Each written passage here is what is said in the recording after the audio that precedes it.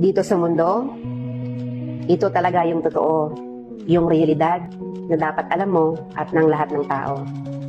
Naparito kang hubad, aalis kang nakahubad. Dumating kang nangihina, lilisan kang mahina. Iniluwal kang walang salapi at mga bagay, maglalaho kang walang salapi at mga bagay. Ang una mong paligo, may naghugas sa iyo. Ang huli mong paligo, may maghuhugas sa iyo. Ito ang buhay, kaya bakit labis ang mali siya, ang inggit, ang pagkamuhi, ang galit at pagkamakasarili. Maging mabait sa lahat at gumawa ng kabutihan. May hangganan ng oras natin sa mundo, huwag sayangin sa walang kabuluhang bagay. Manalangin at higit sa lahat, huwag na huwag nating sasambahin ng pera. Dahil kahit anong dami ng pera mo o ng ari-arian mo, kapag binawi ng Diyos ang buhay mo, iiwan mo rin yan at hindi mo madadala sa iyong pupuntahan.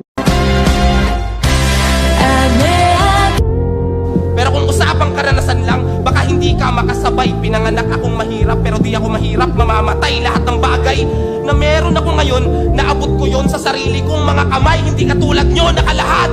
Palamunin, palibasa, panay karangyaan lamang ang tinamo. Sinabi ko na yung kahinaan ko at wala nang rason para itanggi pa to.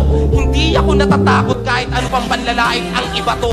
Dahil totoong tao ako at hindi ko kinahihiyang mahirap lang din ako. Round 2, hindi lang bars, pati puso ginamit ko.